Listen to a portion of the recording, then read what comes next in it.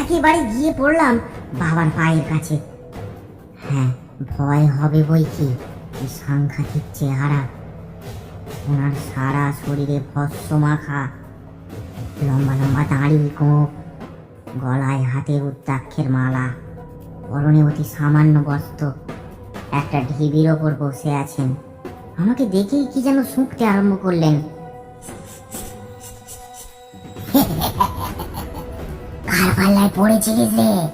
হ্যাঁ, বড় সজ্জন মানুষ তুই, নইলে যে কাম মনুষ্য জীবনে ব্রহ্ম প্রাপ্তির সব থেকে বড় কাঁটা, তাকে তুই অনায়াসে পার করে চলে এসেছিস। বাবা, বাবা বাঁচান, বাবা বাঁচান, আমাদের গ্রামটা বোধহয় শেষ হয়ে যাবে। এক পেটনি। জানি জানি, ও এক অতিপ্ত আত্মা, পথভ্রষ্ট হয়েছে, অবিবাহিত ছেলেদের ওর শিকার বানায়। এতদিন যারা মারা গেছে তারা সবাই তো অবিবাহিত। তোর ভয় নেই, আমি তোর সাথেই যাব, চল।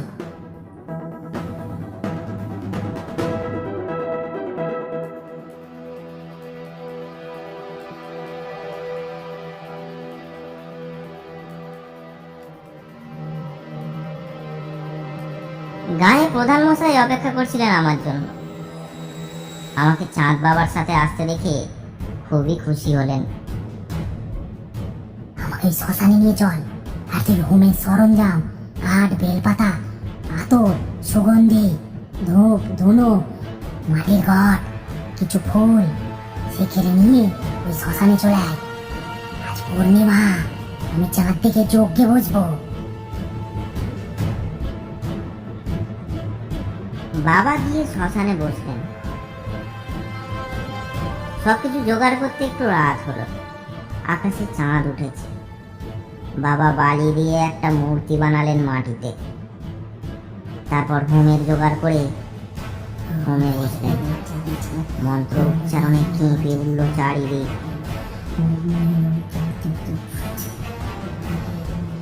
একটা কড়ি নিয়ে মূর্তিটার সারা শরীরে বুলিয়ে দিলেন চাঁদ বাবা। তারপর চোখ বুজে ধ্যান করতে লাগলেন।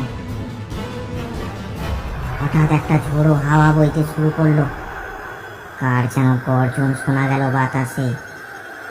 তারপর দেখা গেল হোমের আগুনের ওপর ধোঁয়ার মতো কুণ্ডলীকৃত একটা কিছু যেন ছটফট করছে আর গোঁয়াচ্ছে।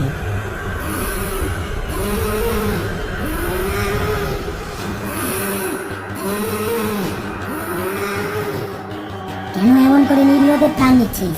হ্যাঁ, কেন? আমাকে ছেড়ে দে, ছেড়ে দে, পুরুষদের আমি শেষ করবো। ওরা সবাই বদমাস, দাড়ি দেখলেই ওরা লালায়িত হয়ে ওঠে। সবাই খারাপ না, ওই পুরুষরাই আমাকে একদিন অত্যাচার করে খুন করে, তাই আমি তাদের মেরেছি। যারা তোকে মেরেছিল তারা তো সবাই মারা গেছে, তাহলে তুই এদের মারছিস কেন? এরা আমার রোগ জোগাড়ি মজি আমার কাছে ধরা দিয়েছিল, তাই এরা মরেছে।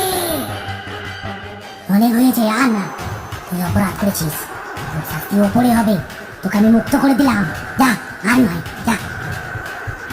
এই বলে চাঁদ বাবা হাতে ঘি নিয়ে বিড়বিড় করে মন্ত্র করতে লাগলেন। আর সেই আত্মাটার দেখে চিৎকার। তারপর বাবা ঘিটা আগুনের মধ্যে দিতেই সব চিৎকার বন্ধ হয়ে গেল। হাওয়া থেমে গেল। চাঁদ বাবা বললেন, ওর গন্তব্যে চলে গেছে, তোমাদের আর কোনো ভয় নেই।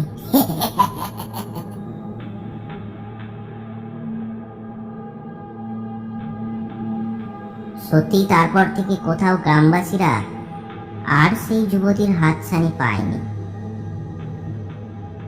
আরো ভয়ানক গল্প পেতে আমাদের চ্যানেলটি সাবস্ক্রাইব করুন আর বেল নোটিফিকেশনটি অন করে দিন।